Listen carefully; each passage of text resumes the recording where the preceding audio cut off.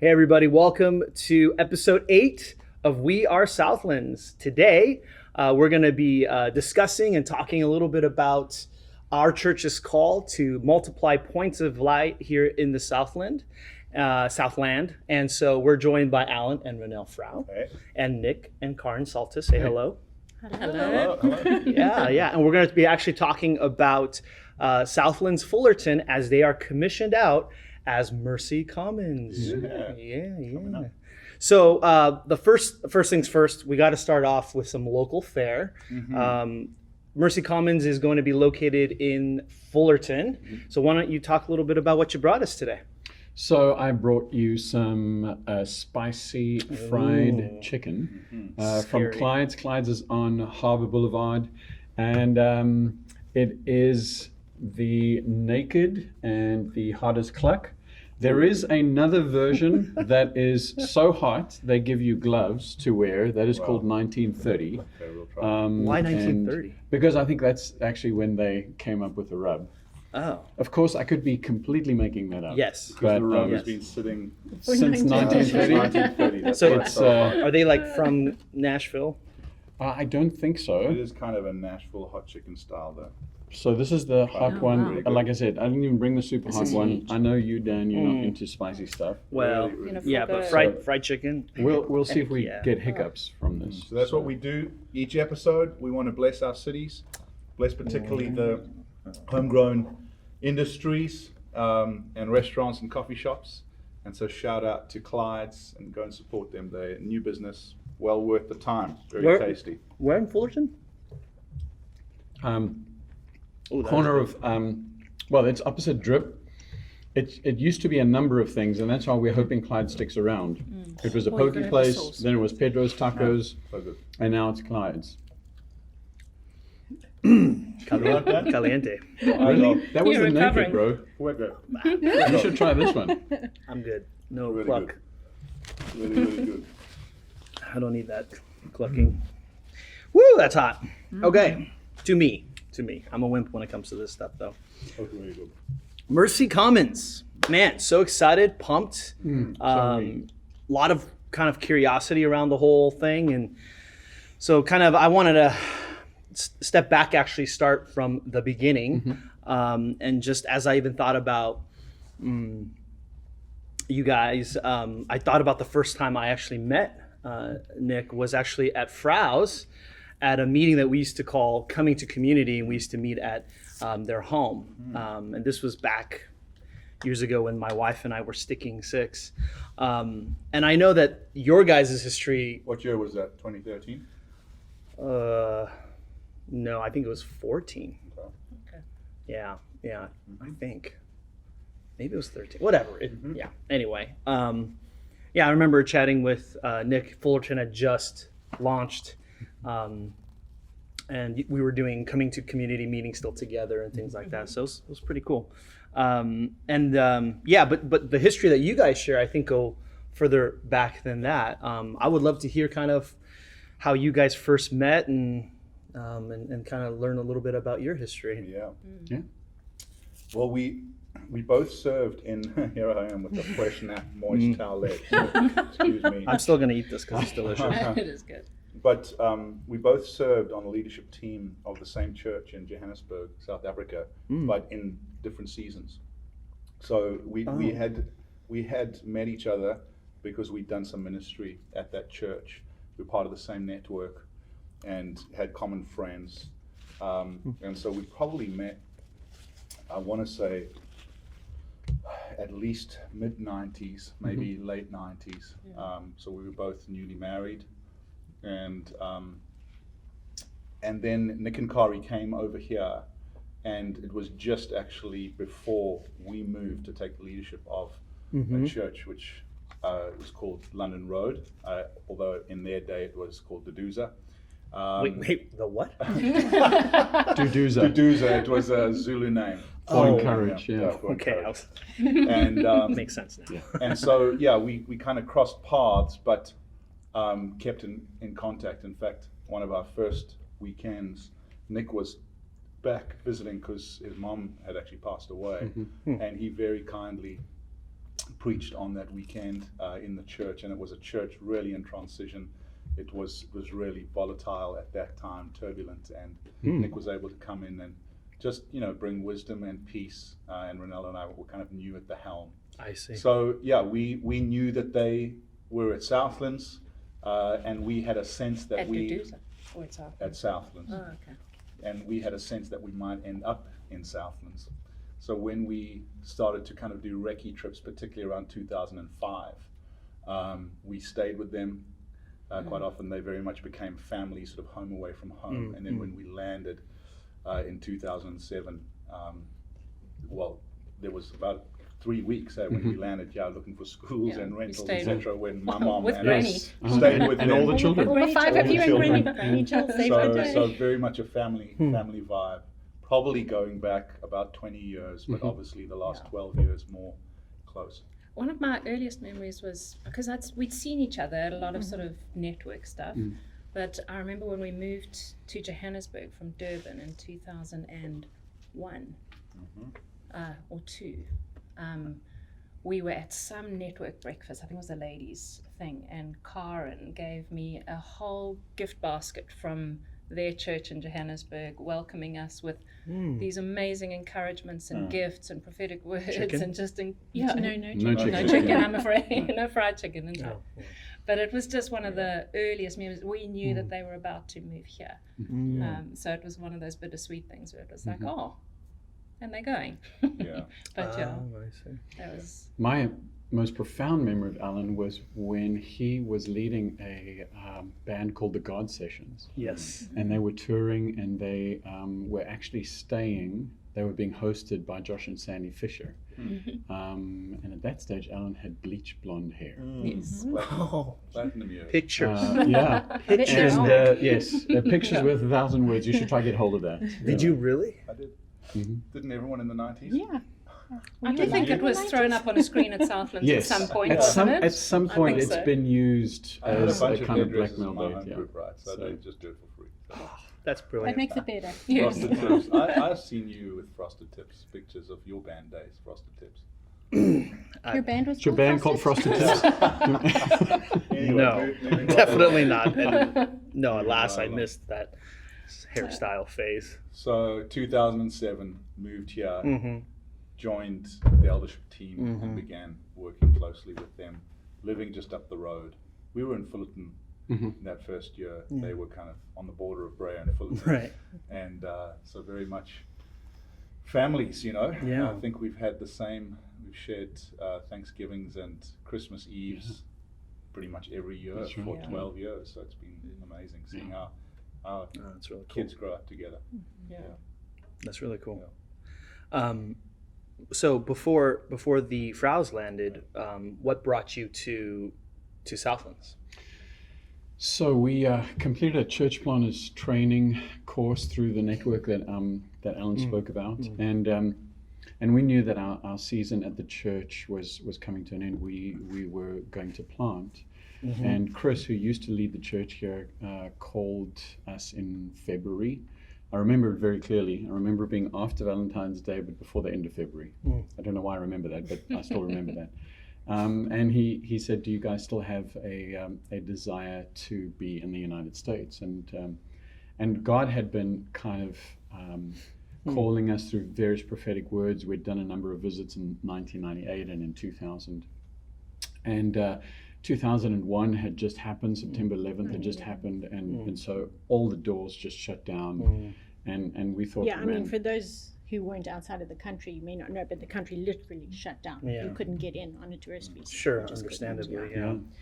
And so Chris called and said, "Hey, we'll open the door if you feel like God has something for you to just come and be part of Southlands." At that stage, he had been leading for about 8 years, since 1996, and so we made we spoke to our elders. We made the decision that fateful phone call was in February, and we landed here in June of 2002.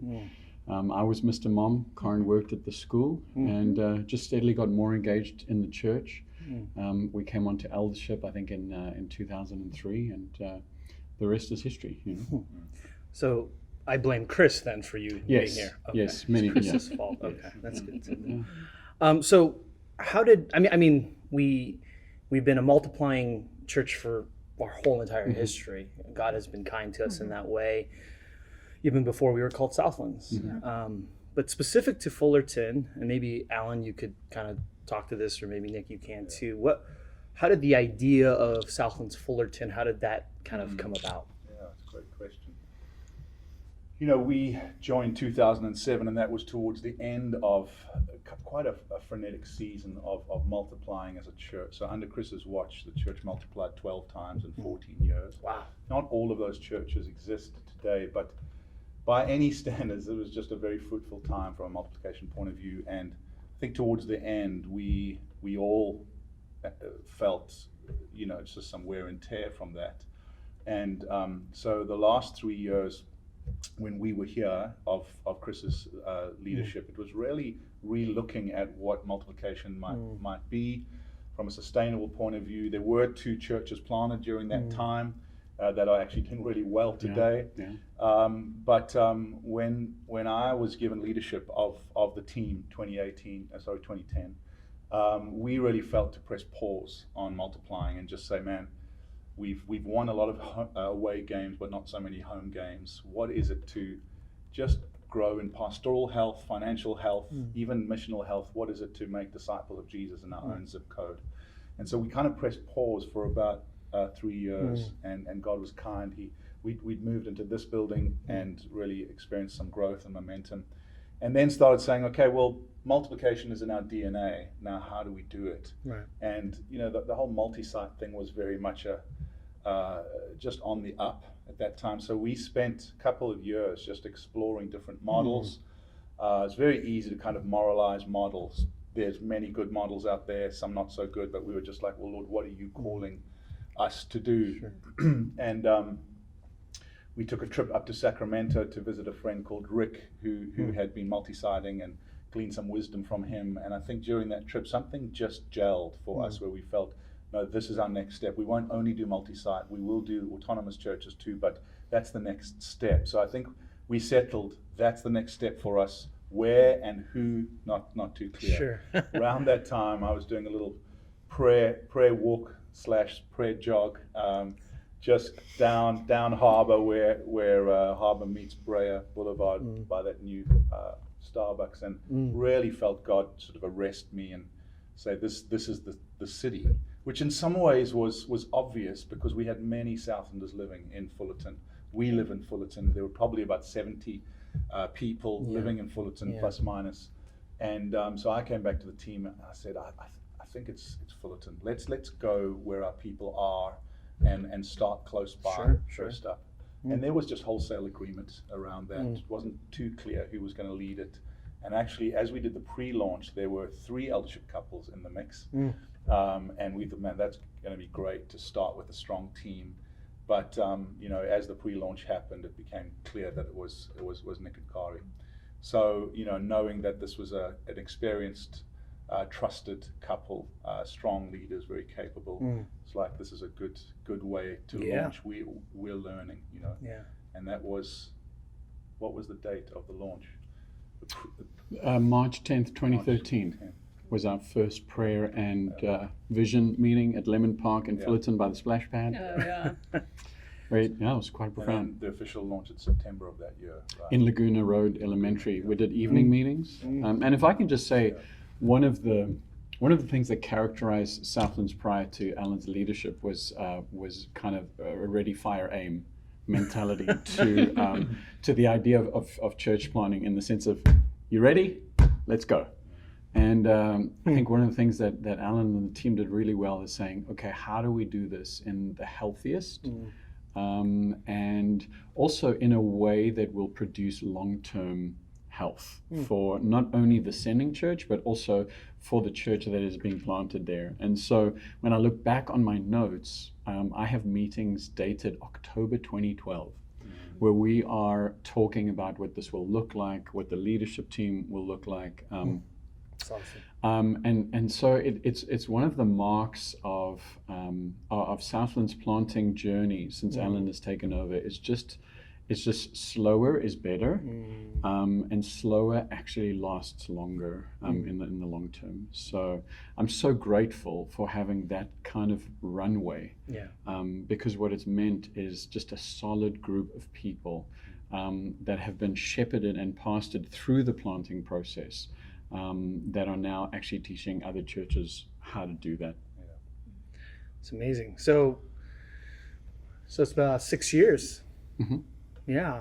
Share with us some kind of high moments, some moments of growth, breakthrough there for Southlands Fullerton in the last 6 years. What stick out to you?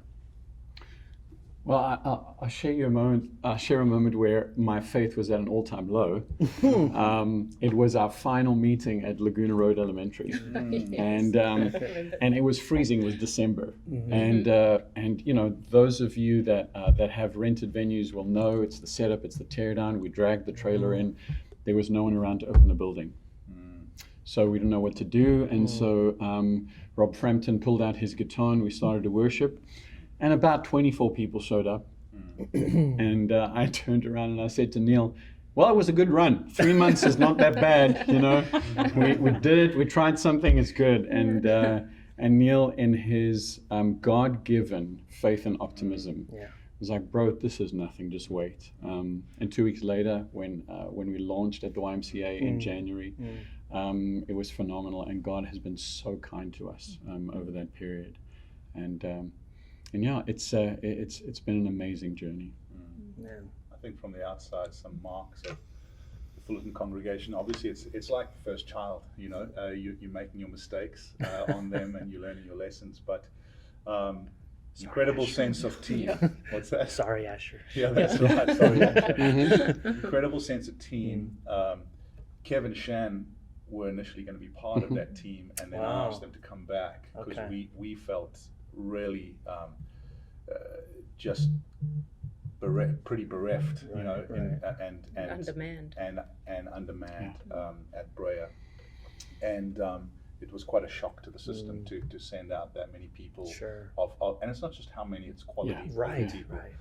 But from the get-go, Nick and Karin and Neil and Jack just formed an excellent team with incredible leaders around them, and I would say have just been marked by real faithfulness and tenacity, complete lack of complaining, flexibility, generosity, and just an enduring love for the city.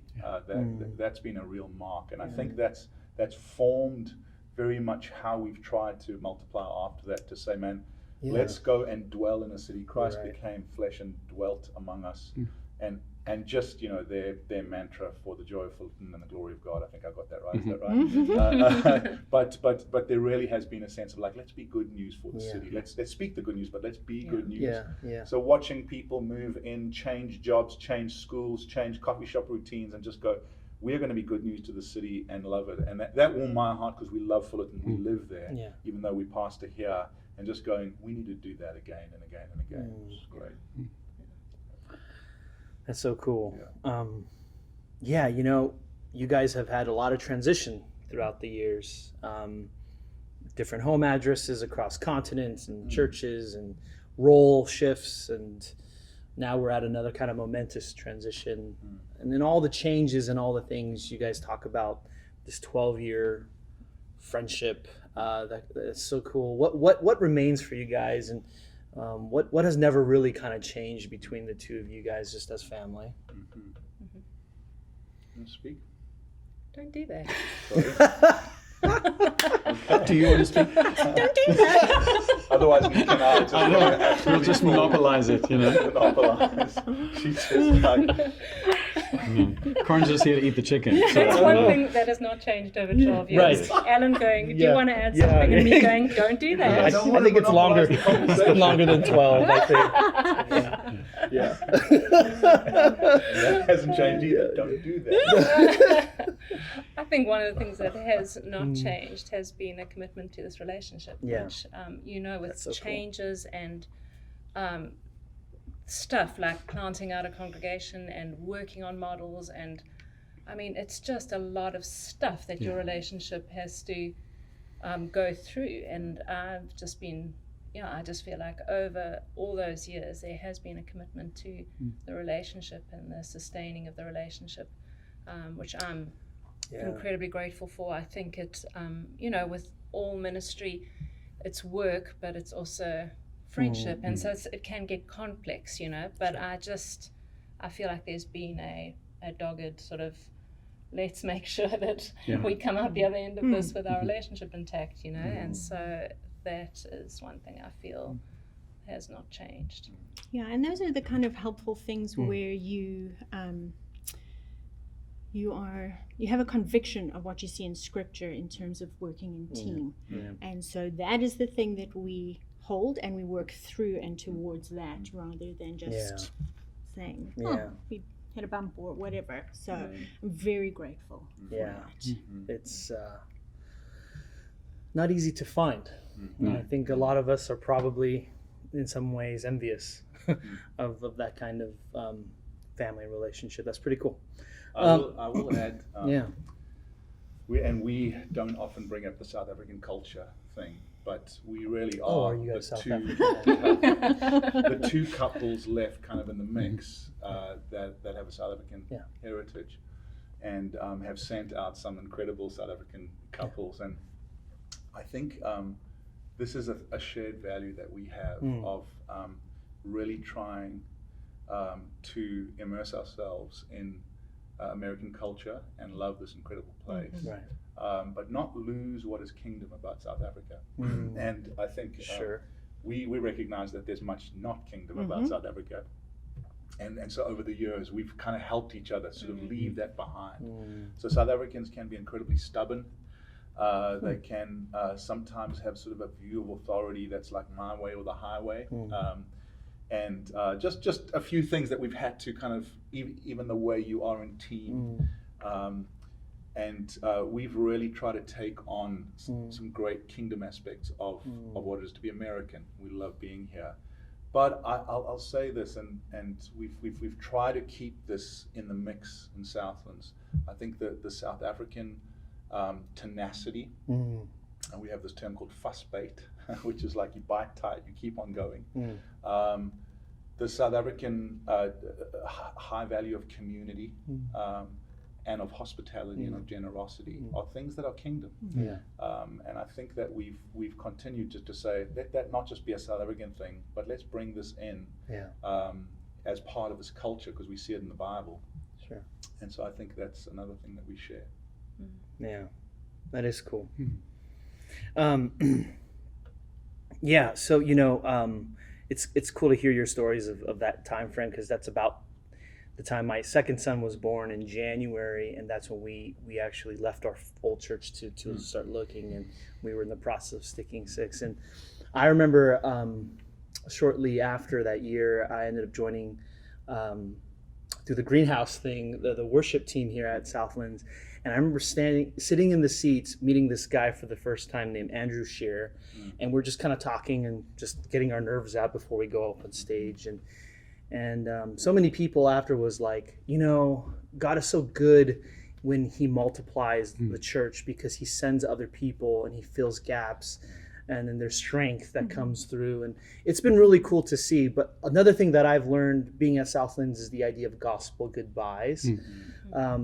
That it's authentic, it's real, it's bittersweet, and it's new for me, because when I hear about churches splitting, or like churches kind of starting off on their own, or we got this whole brand new name and we're doing our own thing, it's usually like some sort of drama, right? It's theological fallout or whatever, and honestly, I'll confess it's not helpful. It's kind of cynical, but I do think it's kind of out there, especially as a weathered Christian who lives here in this culture. So I would love it actually if you guys could kind of share your perspective on this idea of gospel goodbyes and how it pertains to Mercy Commons, and why it is and it isn't certain things that the culture may try and make sense of,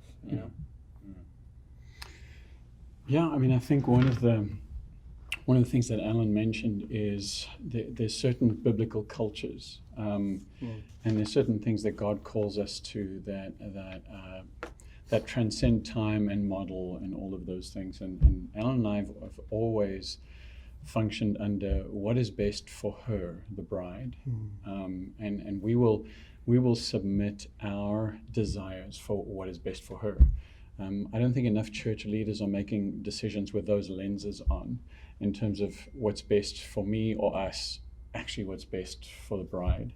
And Southlands is in that place where the decisions that are being made through that lens, but also through the lens of actually how can we reach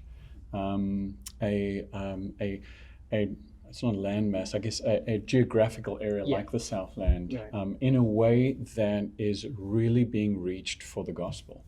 And that is, as Alan said, it's the dwelling within a city representing Jesus and being good news and renewing that city. And there are various ways to do that. And one of the things that we recognized is that as we began to grow and multiply as Southlands, there came a point where, and we would do this periodically, every 3 years, we would sit together as a leadership team and say what's working, what do we need to adjust, what is important for us to do. So this wasn't something that just came out overnight. And I think for us, the reason that we're calling this a commissioning and not a launch or a plant, and it's certainly not a split, is because that's exactly what it is the elders of Southlands, in conjunction with our advanced network, are basically commissioning us to be a light in a dark place so that the glory of God can be revealed to those people. And how is it that we can do that better than we could in the context of being a site of Southlands? It gives us a more kind of laser-defined focus to be able to say that we are a church in Fullerton, for Fullerton, but not just for Fullerton. It also gives us the opportunity to kind of invest our leadership resources into that community. And it also gives us an opportunity to model the fact that a small church like Fullerton can actually reach for big things, like we want to multiply, even as a small church. And Alan's spoken about this before. Forget medium-sized churches multiplying. That's not even in the ether right now. What it would look like for even a small church to multiply itself.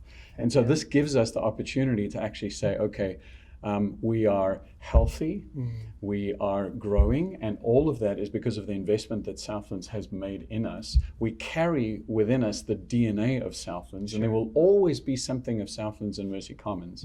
But we also have the opportunity to multiply in a way that is different and unique to the way that Southlands is multiplying. To add on to that, I spoke at April at our members meeting. Just about a clarified vision where you began saying we've had this long-term vision to multiply points of light in the Southland and beyond. And it's been wonderful just seeing that continuity from generation to generation. And so we cast this vision for a gospel constellation made up of 3 different kinds of point of light.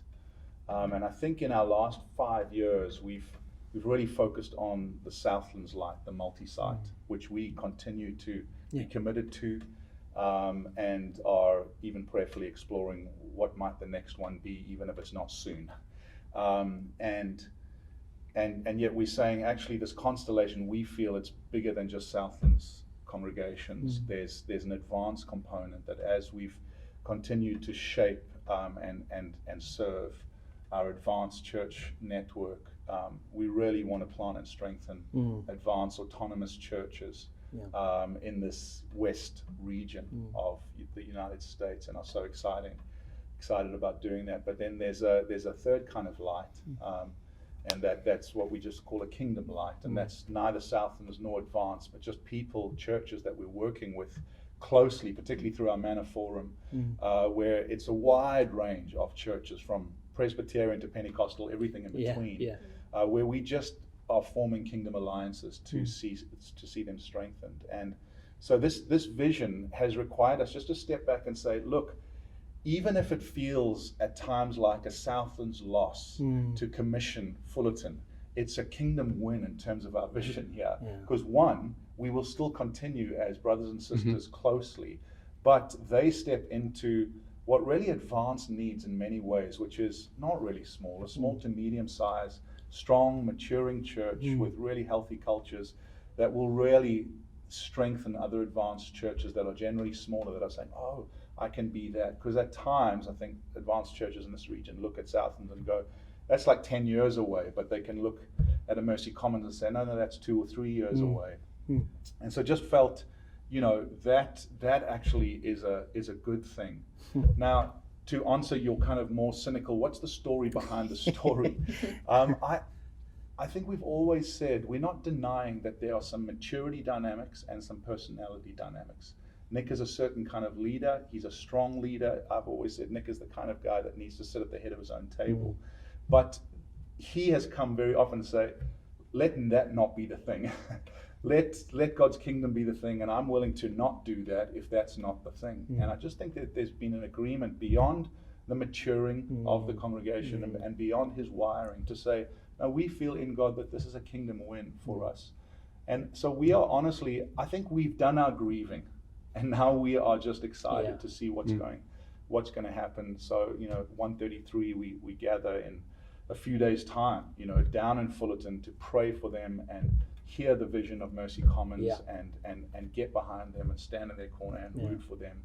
And I just think I think a divided church, and very often in Orange County, in this region, churches are divided. They need to see people who work very close together like this, then actually change the nature of their relationship, but really work at doing it in unity. And we believe that God's helping us to do that.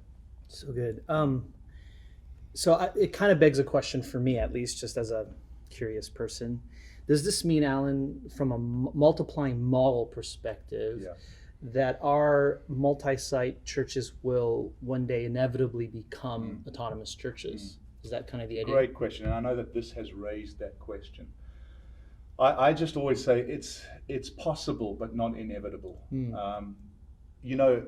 We so very easily moralize church form, and God has got just great heart for diversity.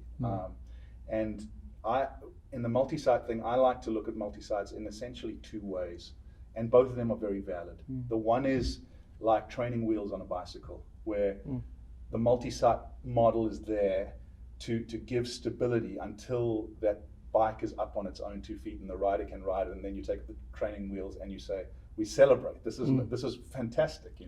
No parent would say, oh, the training wheels are off. And so Mercy Commons is that, and we celebrate that.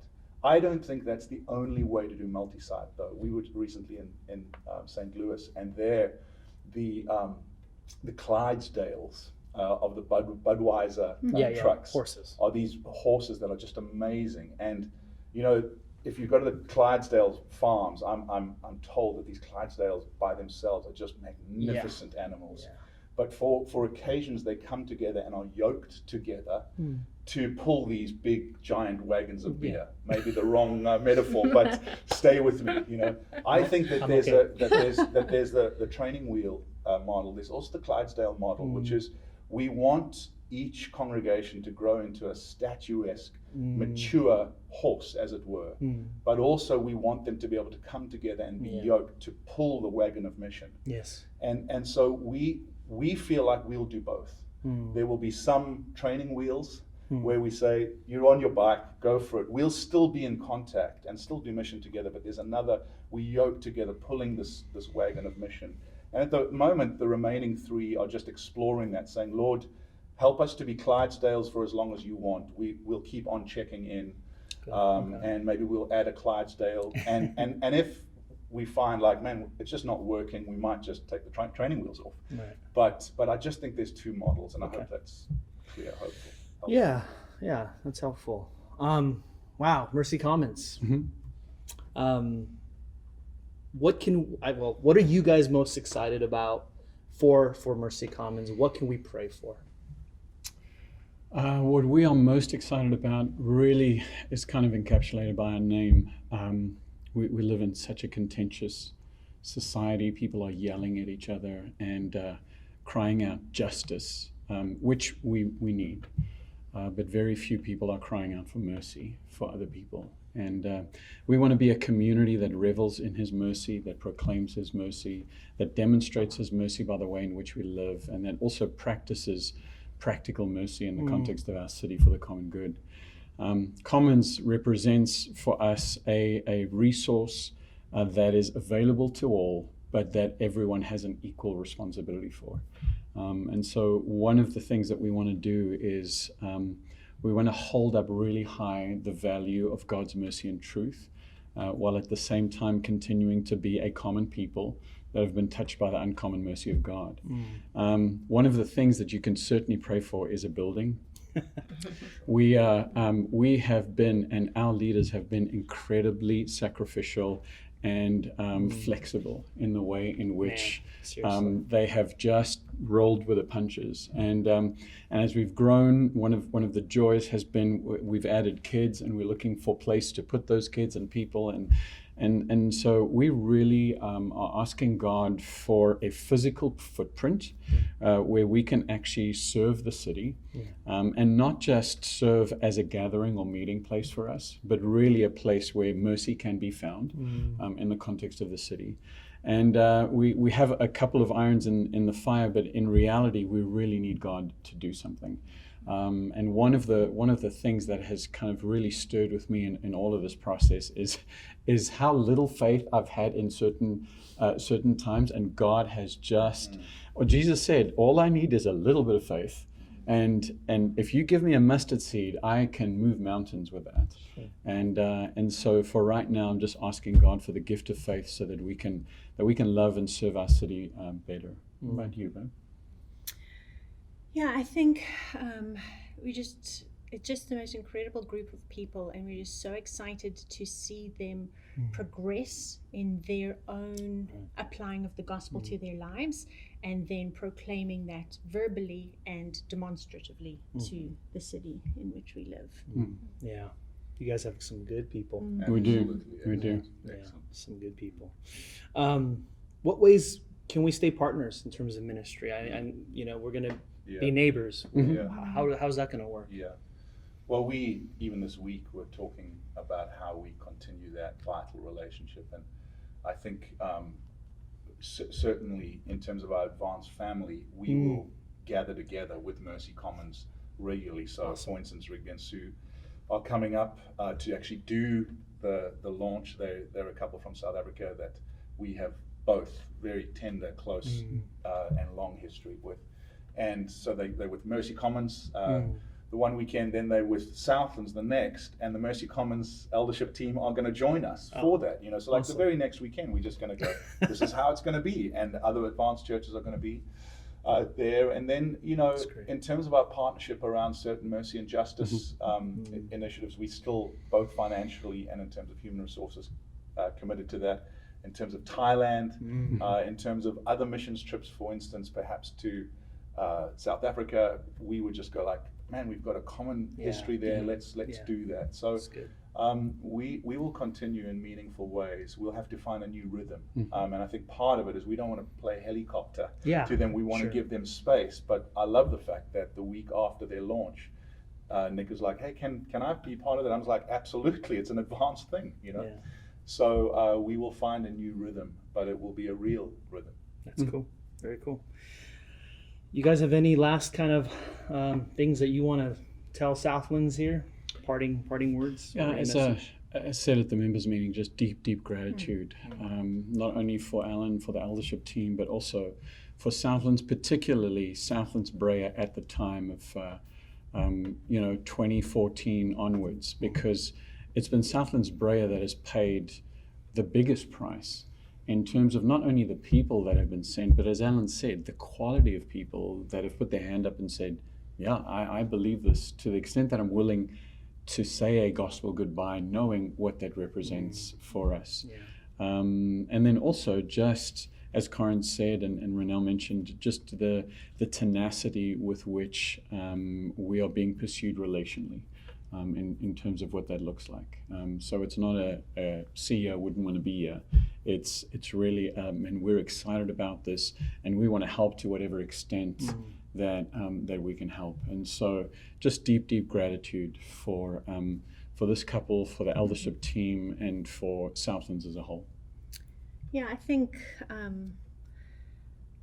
Southlands, it can sound like generic, but really it's people. And when I think of Southlands, I picture people, and I'm like, these are people that we have had the privilege of loving up close for 17 years. And it's just the kindness of God, and that love and relationship will not disappear. It will alter a little bit, but these are people that we get to do big kingdom adventures with. And just to Southlands for being a people who keep saying yes. And I think you guys kind of, you represent that well. Yes to what is not my preference. Yes to what is demanding. Yes to what is uncomfortable. Yes to what is costly.